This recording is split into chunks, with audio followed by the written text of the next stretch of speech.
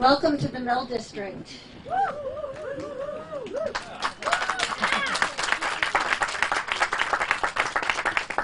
We've heard local demand for experiential retail and community connections, so we are building it. We're intentionally creating a platform for diverse local artists, and we're celebrating their stories. We fly the Pride flag, we host Hanukkah and Kwanzaa, and our Juneteenth celebration, Sunset Spectacular, I'm looking for Anika, featured Anika Lopes, couture milliner, in a mashup fashion show of Black, Indigenous, white local designers, and evolved into a dance party that lasts all night. This is what our community feels like, and we have come so far. In 2010, when Charlie Baker was here, he got sawdust in his hair. And since then, we've closed that sawmill for economic reasons, and we doubled down on doing the right thing with our forests. We've won awards for work with fish and wildlife, keeping habitat intact and growing more habitat so birds can find places to stop overnight as they migrate south for the winter. On about 3% of our land, we're fighting climate change and raising municipal income streams with rural solar farms. And with the administration's support, we have permanently conserved over 5,500 acres of working forests. Thank you. Simultaneously, this all happened. 3 years ago, Governor Baker came to this site and broke ground, and our dreams are literally coming true. My brother Evan and I had a vision of our agro-industrial past becoming the foundation for experiential community, a throwback to our grandfather's time when people came together uptown to eat, visit with neighbors, shop, enjoy art and culture.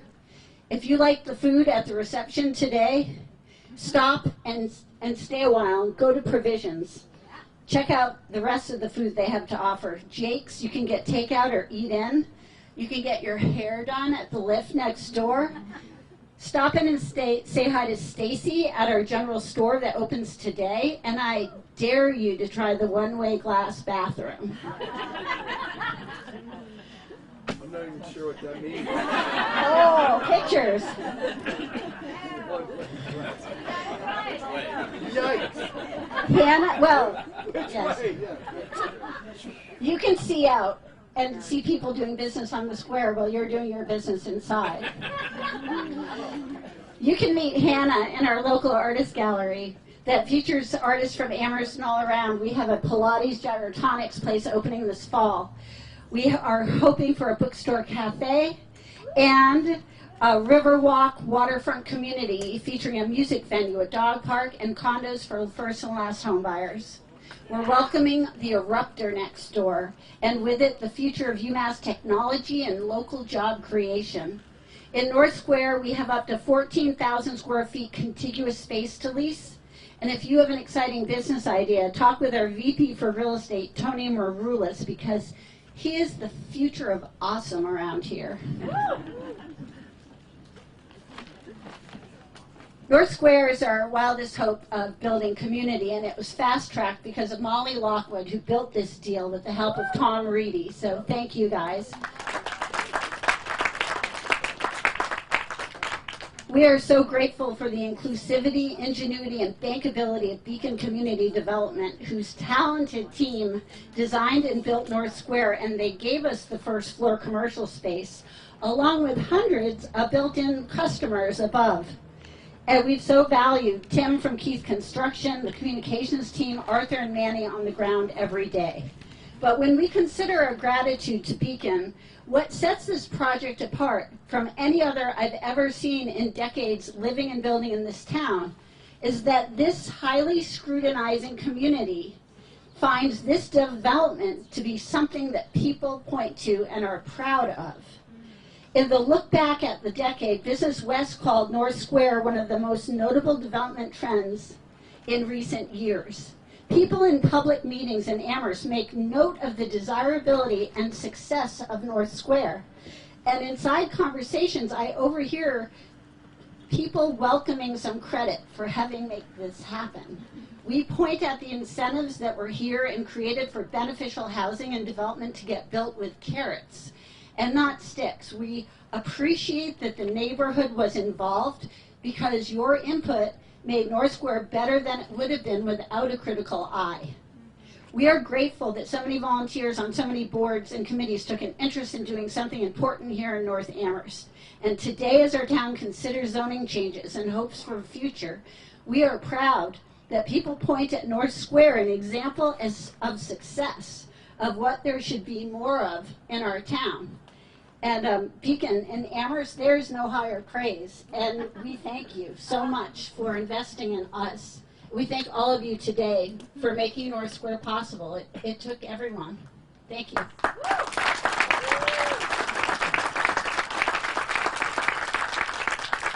The driving force of making this happen is Beacon's Darcy. Thank you so much. Thank you, Cinda. So good afternoon and welcome to North Square again.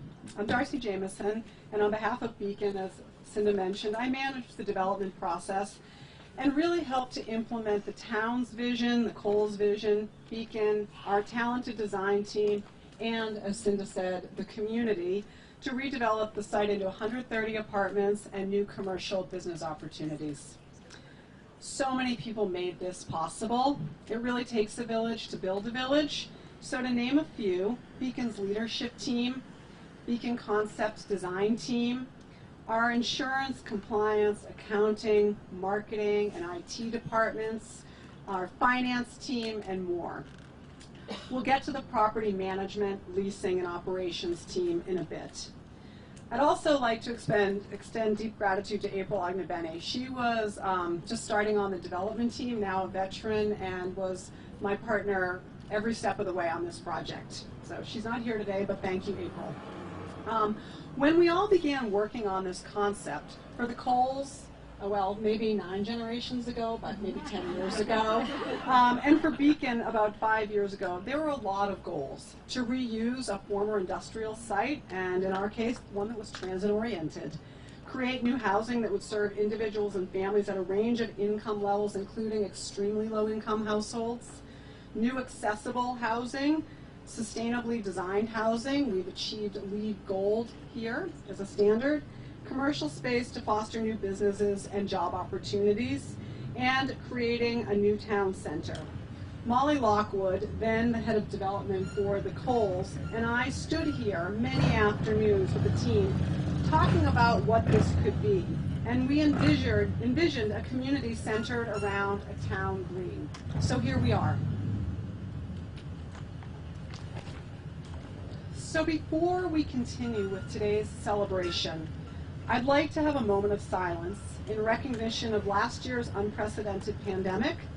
I'd like to thank and honor all of Amherst's first responders and our frontline workers and our on-site management and operations team, and our residents who worked so closely with us to get through this long year. I'd also like to honor Ruth Silman. Ruth was our land use and permitting attorney for this and many other Beacon projects. Ruth was passionate about affordable housing. She worked tirelessly with the town and the North Square team. For those who knew Ruth, she was a natural educator and mentor. She helped her clients navigate complex land use issues, and most importantly, was always kind and good-humored. Ruth was 52 and lost her battle with cancer last week. So thank you for a moment of silence to honor my friend and colleague. It's now my pleasure to introduce Dara Covell. Dara, now our CEO, was the president of the development group when we began talking with the Coles and the Town of Amherst Leadership and Planning Department about this unique opportunity. Dara?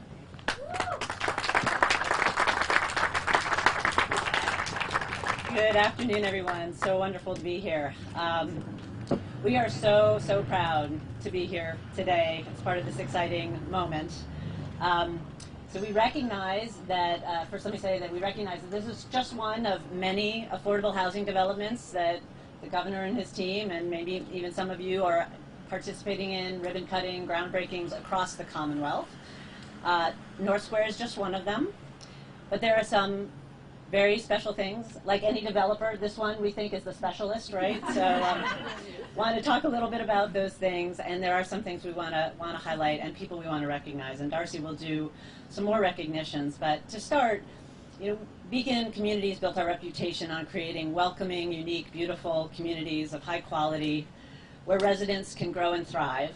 I would say with the support of the town, the state, and our other partners, we have done that and more here, of which we are very proud. First, just to restate the vision and the commitment of the Coles family for wanting to do something that was different and extraordinary here.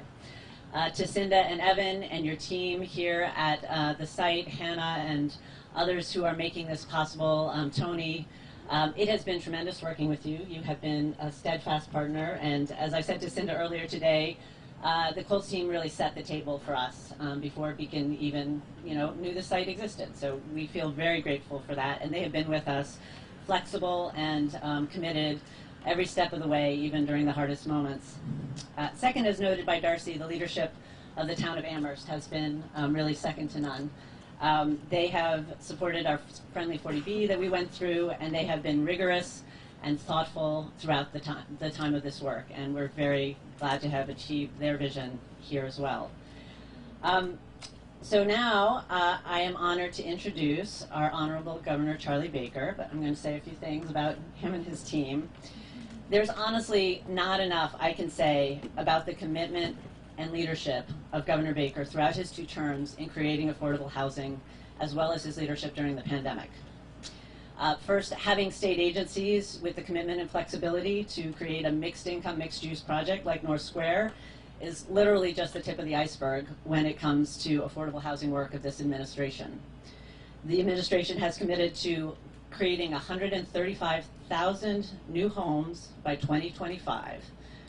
That is big picture thinking, and that is leadership. The economic, yes. The economic development bill that passed at the beginning of this year was a landmark piece of legislation, don't let anyone tell you otherwise, in its achievement to support creating access to housing for low-income residents. The Housing Choice Bill that Governor Baker and Lieutenant Governor Polito supported simplifies the zoning process to create projects like this. There was also better zoning for transit-oriented development, abutter appeals reform, and regional development agreements. Oh, and don't let me forget the doubling of the state housing tax credit that helps produce housing like this all across the Commonwealth. It is a tremendous tool, and unlike, frankly, any other tool that we see in all the 13 states that we work. So thank you so much for that. In addition, the administration's work on rent assistance during the pandemic to assist those struggling has also been tremendous. There has been flexible, simplified plans to get resources into those who are struggling to pay their rent, and it's been wonderful to see that. And now we have the American Rescue Plan and the advocacy of the governor to see that go to housing and health and infrastructure across the Commonwealth is just really heartening. I would say it is a great time to be trying to solve the affordable housing crisis in the Commonwealth. So before I hand the mic to the governor, I want to recognize his leadership team as well. Lieutenant Governor Karen Bolito was with us at the announcement for this event back in December of 2017. So she was there at the very beginning. She has proven to be a great listener, collaborator, and staunch advocate for housing production and affordable housing. And Secretary Mike Keneally, who has been our partner over the last several years. My last in-person visit with Secretary was in July of 2019, almost 2 years ago to the day. He came, he was about 7 months into the job, I believe. He stopped by the Tierney Learning Center in South Boston at our project Old Colony, and he was generous with his time to learn about the redevelopment we were doing there of the 900 units with the Boston Housing Authority. That was no small thing because he was embarking on a 27 property tour across the Commonwealth, I think, in over 2 or 3 days that we heard a lot about. Was sounded like a fantastic experience. And he has also been key in tying up some loose ends on a project that we're working on in the Back Bay, 140 Clarendon, where we'll be creating 100 new units of housing for people who are currently living on the street. So we are very grateful to Mike and his team. So that is all to say, Governor, you have a great team. We are thrilled to be a part of your delivery system here in the Commonwealth, and please come to the stage.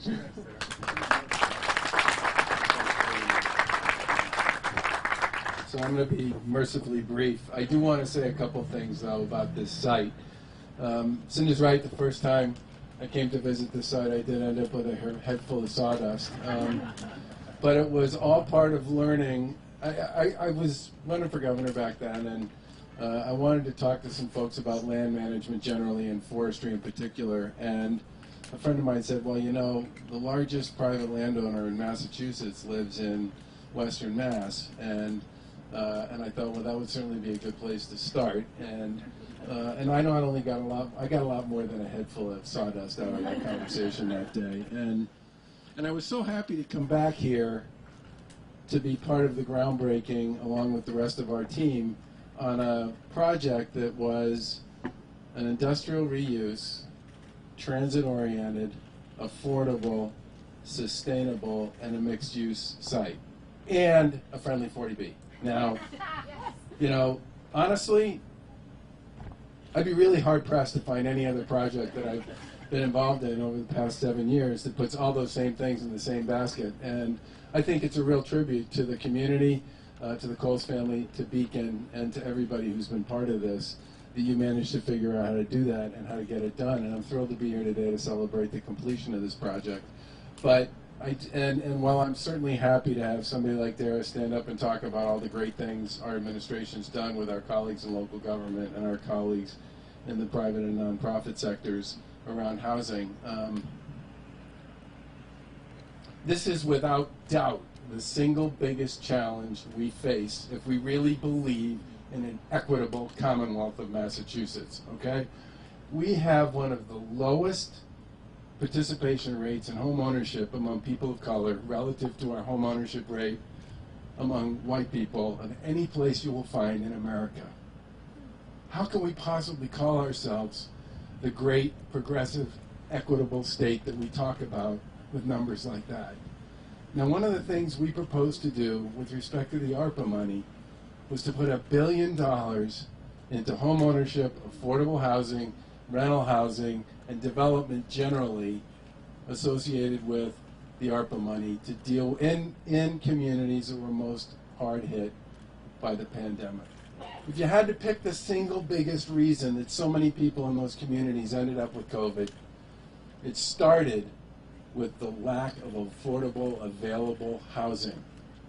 So many of those folks were housing insecure to begin with, and the pandemic just amplified that for us all to see. Now, I don't know what the legislature will ultimately choose to do with that $5.3 billion. But honestly, if we don't put a big slug of that into helping people build a home and a life and possibility and opportunity and permanence as part of this, we will have missed one of the greatest opportunities we will ever have to right so many of the wrongs on housing policy that have taken place in this country over the course of the past 50 years.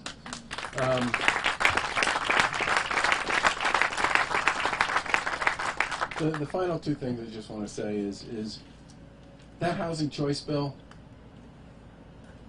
Massachusetts was where good housing projects went to die based on the way we set this stuff up. You needed a 2/3 vote to move any project in Massachusetts. Now, what do most communities operate with? A 5-member board of selectmen. So that means a select board. So if you get a 3-2 vote, not enough. You got to get 4-1. What do a lot of our cities operate with? They have a 9-member city council, sometimes an 11-member city council. If you get 13, even worse. Okay, my point will remain the same.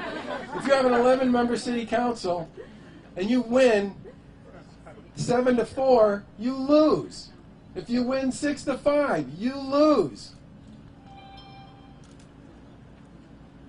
This is in many ways why this housing choice bill, which a lot of people have said is just technical, nerdy zoning reform. Yeah, it is. Technical, nerdy zoning reform, but it is an absolutely essential building block to anybody who wants to deal with the housing shortage and the housing crisis that we face here in the Commonwealth of Mass. And I'm so glad that the legislature included that in the economic development bill. And I know communities are already starting to take advantage of it, which I think is great. And the final thing I'll just say is I get such a kick out of the fact that this started as a trolley stop, and here we are many years later, and we're talking about a transit-oriented development project with 3 different bus stops here, all this commercial development, a terrific housing program, and it's located in exactly the right place to connect different parts of Amherst to one another in a really positive way going forward. Congratulations to all of them. We're not doing this too. And with that, I will turn it over to Lieutenant Governor Karen Polito, who has been literally our face and our point person in many cases to local communities on all kinds of issues, including this one.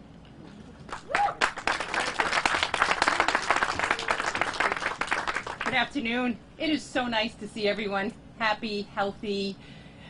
Clearly, post-pandemic, it gives us an opportunity to say thank you for your extraordinary work over the past year. A lot of sacrifices, pain, heartache, and hardship caused by COVID-19. And here we are on the other side of it, celebrating all the good work that continued to get done while managing the public health crisis community to community across our Commonwealth. Let me start with Cinda's story. I think this is a beautiful story of a coming home. 9th generation. I love the idea that the Coles family said after you go off to school, don't come home until you can make yourself useful. Well, clearly Cinda found a way to come home and make herself very useful.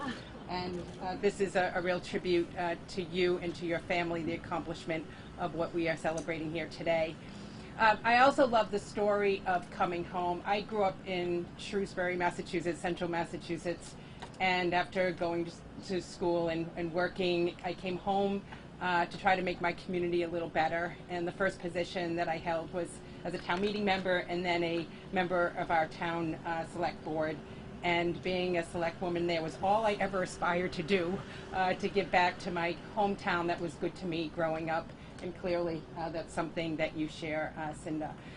This is very special. I think it was Darcy that said, or Dara that said, we like to think about all of our projects as contributing something special. What this clearly is, and as the I think she said theirs was the most special. I think she said specialist. I love that. And there's a lot, obviously, that is special about this, and the governor thinks, ticks off a lot of boxes, checks off a lot of boxes for us, but it's more than that. You've created a community within your community that people can feel really special being a part of, no matter how they come to their homes here. And they clearly will come to know each other because of all the amenities that you have here, bumping into each other at the general store, at an art gallery, at the fitness center, doing yoga here on the lawn, having a dance party, whatever it may be. This is clearly very beautiful and very special. And it's one that we come to celebrate today, but we also want to spotlight it and highlight it because we want to do more of this. And you set an example to other communities that might want to check out how you got this done and figure out how they can bring it home literally to their community in our Commonwealth. We will never get to our goal of 135,000 and probably need more than that by 2025 if we don't have partners like Beacon and communities like Amherst that have really stood up. It was about 5 or 6 years ago, Paul, that I was in your council chamber, and I will never forget that because it was a full chamber and you came all ready and eager to do more. We were celebrating the fact that you are a green community, but it was clear to me after having discussion with your leadership team and with you, Paul, that this was a community that clearly had a vision about your future. and not looking and saying, well, let's just do what we've done the last 50 years, but how are we going to make this a more vibrant community, accessible community, a welcoming community for our future.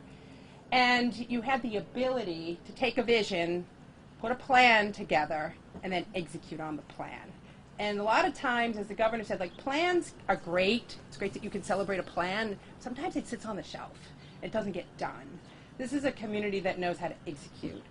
And the fact that they have their act together at City Hall, Town Hall, I think of you as like a city town, and because you kind of are, you attract big players like Beacon to want to do business with you because they know that they can work with you and they can get the job done. And so we need to do more of that clearly as well. And we want to thank this municipality for really stepping up.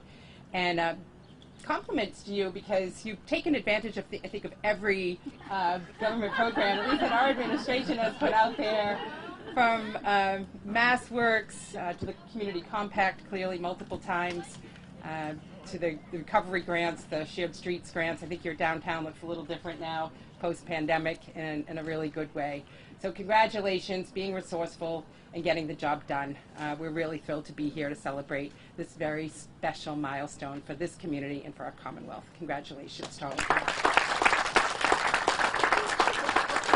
And Mr. Housing Choice himself, I'm going to pass this over to Secretary Keneally because he clearly was the shoulder behind the Housing Choice effort and really getting that initiative embedded into the economic development bill that the governor was very proud and honored to sign. With that, Secretary Keneally. Well, thank you, Lieutenant Governor. It's great to be here with you all today. This is a great day for Amherst, a great day for Massachusetts. It's great to be back here. I was back in Amherst in March of this year, one of the first visits I made, getting back on the road after the pandemic. The Lieutenant Governor's right. When we do these events, we get a list of all the other projects we funded in a city or town, and it's a long list here.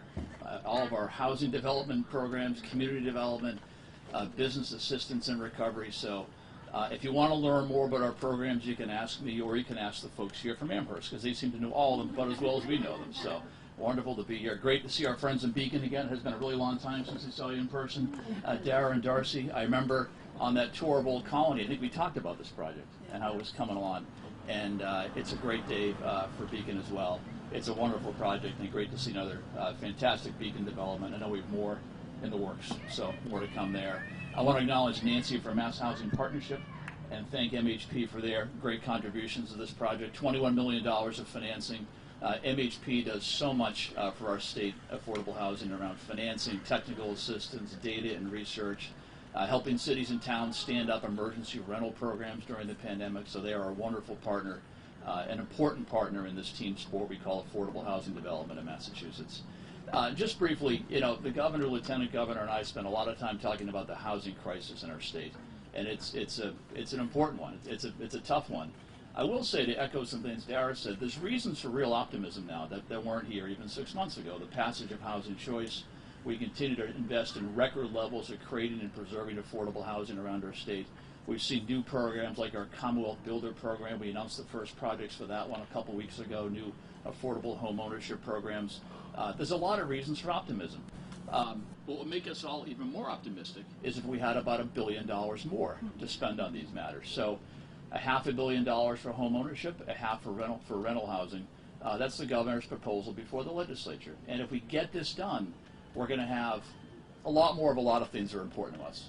More affordable, supportive housing for veterans and seniors, more affordable rental housing for our workers and their families, more home ownership opportunities for first-time home buyers, particularly those of color.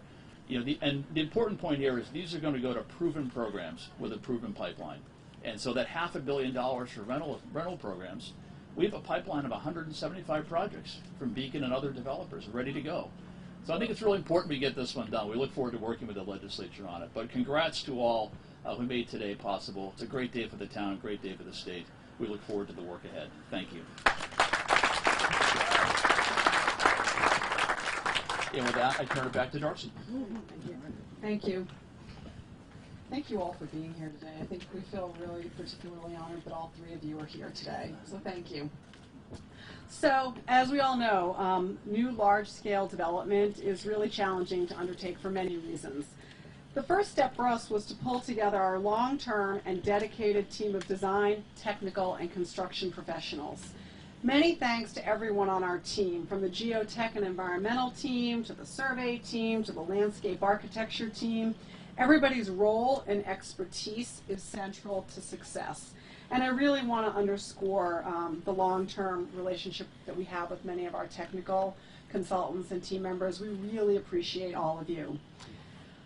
I would like to extend the most special thanks to David Chelinski with Prowitz Chelinski Architects for leading all of us through the visioning and design process. And when I say all of us, our design team, the Coles, Beacon, the town administration, I mean, he really led us through the visioning process to get us where we are today. So thank you, David.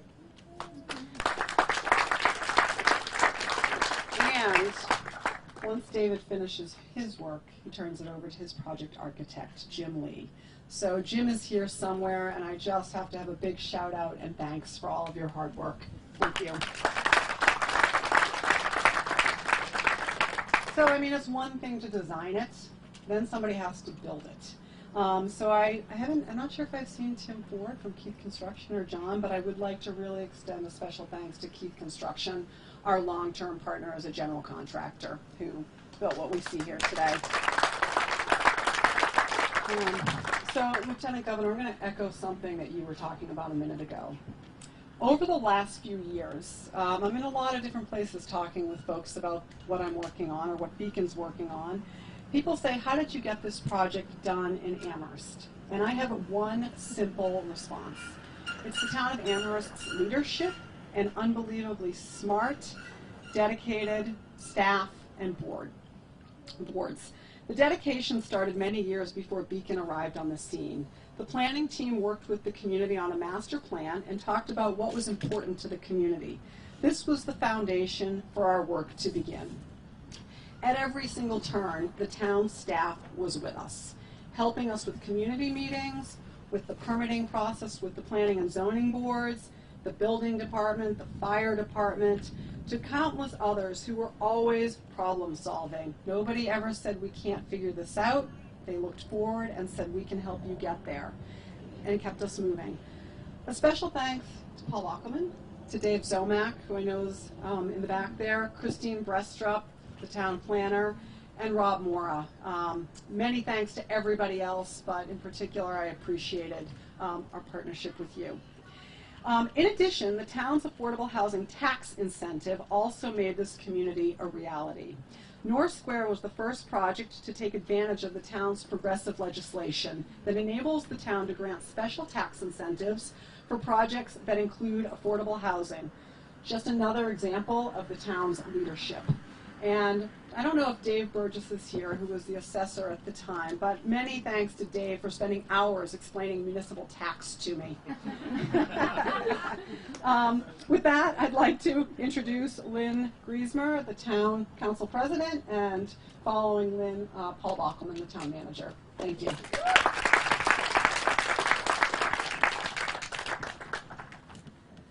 Good afternoon, and again, welcome to Amherst. Governor Baker and Lieutenant Governor Polito, it's nice to see you again, and welcome again back to Amherst. Thank you for your leadership throughout the past several years, and especially during the COVID pandemic. Your leadership and the work of local government, working with our many partners across the 351 cities and towns of the Commonwealth, is in fact the backbone of our recovery, both economically and socially. I would like to recognize and ask the other town councilors that are here with us today. There's a quorum. We did not post the meeting, so we won't be discussing anything with you political. Ha ha. So let me start with Councilor at Large, Mandy Jo Haneke. Please stand and be recognized. District Councilors, George Ryan, back here. Shalini Balmilne, right here. Steve Schreiber, over here. Kathy Shane. And I've left two other counselors for last. They are, in fact, Alyssa Brewer and Andy Steinberg, both at-large counselors. Alyssa's over here, Andy's right here. And they, along with Connie Kruger, is also here with us today. They were on the select board that approved this project and made several of the actions necessary to move forward. So we want to thank you all. Today, as we cut the ribbon on this magnificent North Square at the Mill District Development, we celebrate an exemplary partnership between private sector, state government, and local government. We begin by recognizing Secretary Keneally and the many ways that your department has helped in this project and in other projects in Amherst. We were glad to see you back in March. The town of Amherst, through special legislation, was able to award Beacon Communities significant support for the project, estimated at $2.8 million over the 10-year life of the project. The private partner, Beacon Communities, was critical in the development, and you've heard much about that, and we want to seriously thank you. Beacon works across the Commonwealth and the country, creating communities that serve a diverse cross-section of our society. At the heart of this project and this site is Cinda Jones, representing the very entrepreneurial Cowles and Jones family of Western Mass, and president of wwlp. Thanks, Cinda. As several people have said, zoning and permitting is not easy. But we want to especially recognize the work that Cinda and Beacon Communities did in involving the residents of Amherst in the often confusing and arduous permitting process. While the outcome of that process was a comprehensive permit with 130 conditions under Chapter 40B of the general laws from the Zoning Board of Appeals. The result is a new mixed-use, mixed-income community that is growing in the heart of one of our village centers, a community that includes a significant number of affordable housing units. And with this development, the town of Amherst continues to demonstrate its serious commitment to affordable housing. I think we're at 13% plus. The purchase of two properties, that it now includes 132 Northampton Road, the purchase of two properties on Belchertown Road, and redesigning our East Street School as a site for affordable housing. We're also working on densifying our village centers to create new housing. The town council is working on zoning changes that will help, in fact, support this. And we actively are working to increase the supply of housing with special emphasis on affordable housing. Therefore, on behalf of the Amherst Town Council, we wish to thank all of our partners who have made this day happen. Thank you.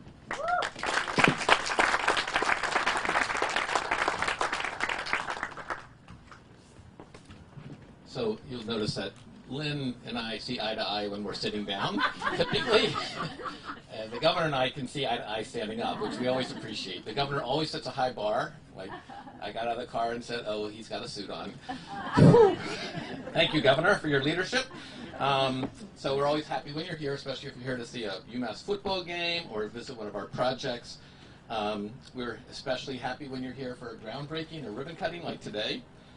These are signs of success, and appreciate you here recognizing these milestones.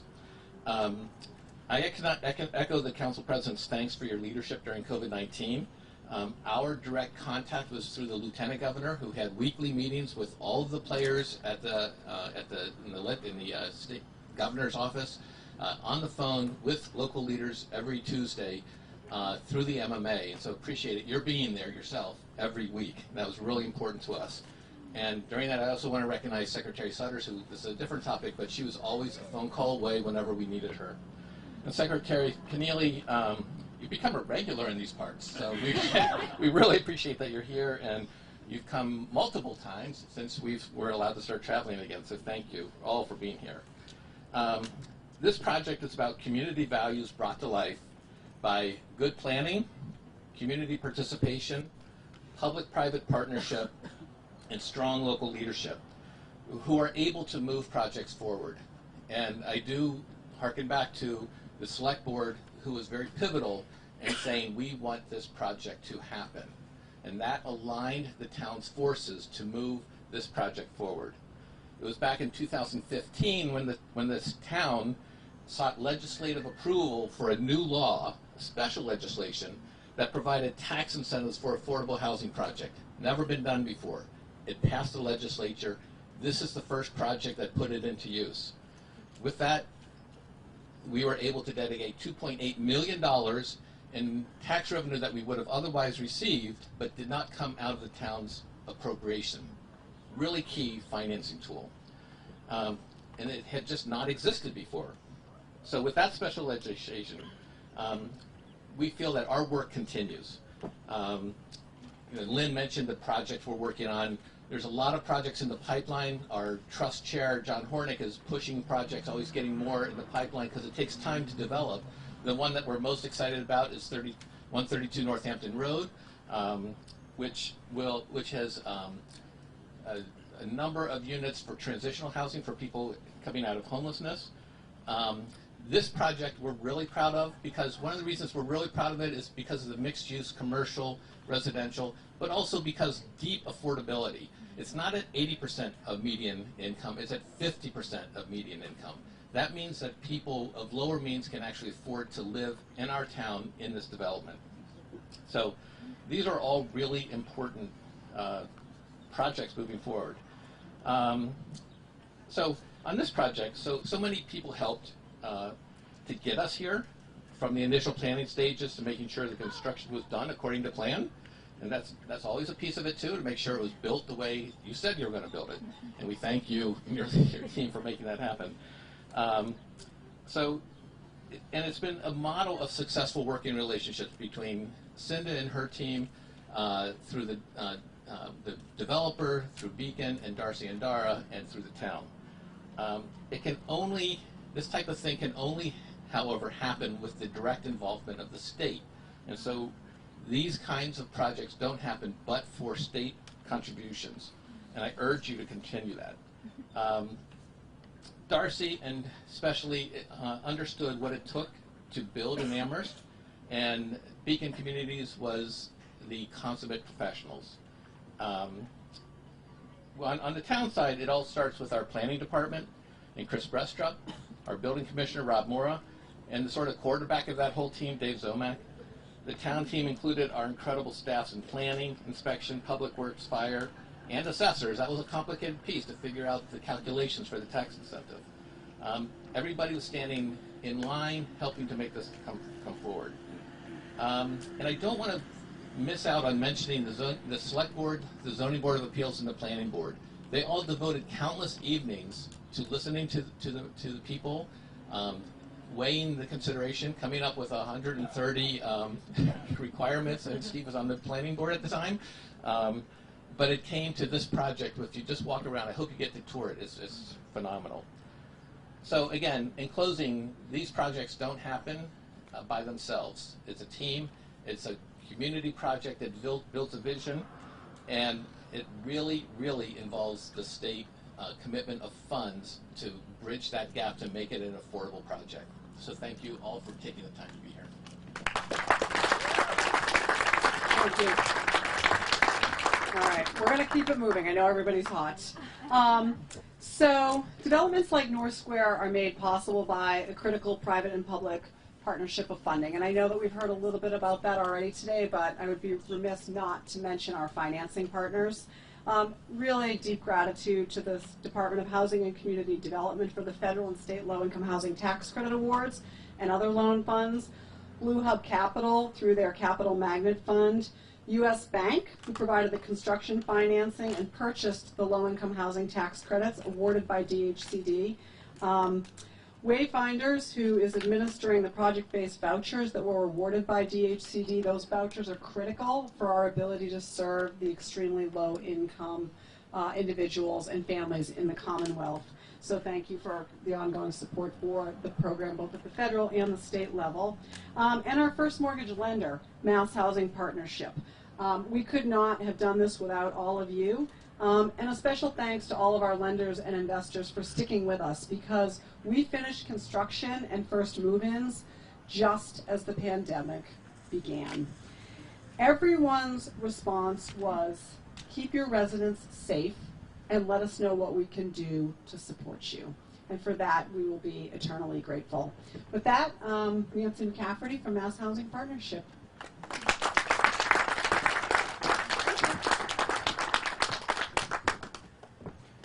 I'm honored to represent and be here on behalf of Massachusetts Housing Partnership, who is one of many lenders providing financing for North Square at the Mill District.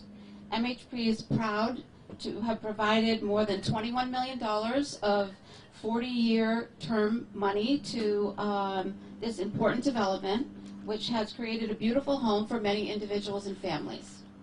Over the past 20 years, MHP has provided over $85 million in financing to Beacon communities, supporting more than 1,000 units of housing with a highly qualified and industry experts who understand the importance of developing and managing mixed income and mixed use developments like this in the community of Amherst. On a personal note, I'd like to thank the leadership of Beacon Communities for creatively structuring some of the most complex, unconventional, interesting financing transactions that has provided me the opportunity to grow as a lender and help shape my career at MHP. Congratulations to the Cowles family and to Beacon Communities on this incredible accomplishment. Also, this extraordinary development would not have happened if it were not for the efforts of the Amherst officials and their leadership to have the willingness to promote and provide funding to North Square at the Mill District. It takes a village of folks passionate about making a difference in a community to transform an idea into reality. I'm excited to be part of this celebration and want to recognize my dedicated and hardworking colleagues like Alice and Vanessa, Alice who's out here in the crowd, and to also recognize Connie Kruger, who was on the staff of MHP for many years, who also worked on this important financing as well as community as we see it. We at MHP are thrilled to be part of North Square at the Mill District and look forward to expanding our relationship with Beacon Communities in the future. Thank you.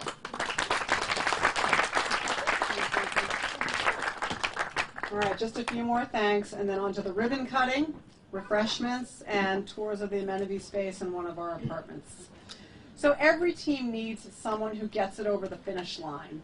We thought the finish line was like a year ago, but we've just had to pause for a year or so. I'd like to underscore the shout out to our property management team. Not just the folks on site, but people also in our home office and also at Rolling Green, which is the other community in Amherst that Beacon owns. It's one thing to finance and create a beautiful property like you're seeing here today at North Square. It's another thing to really bring it to life, make it successful operationally, and create a home for 130 households with over 250 people. Our team on the ground, led by Arthur Haskin. Arthur, please wave to everybody. With support from Mike Wood and Brian Cole, has accomplished a Herculean task of renting this property up during a pandemic, while the dorms and the universities, which make up such a tremendous presence in the community, sat vacant. I'd like to extend some thanks. Please raise hands, and I don't think I'm going to get everybody, but Julie, Manny, Jose, Alex, other Rolling Green staff that I see here, many thanks for all of your hard work over the last year. And thanks to folks on site as well as in the home office that helped put today's event together. We really appreciate it. So as we see the occupancy of the commercial space grow, Cinda talked about the general store and the art gallery open in a few this community will continue to grow and really shine.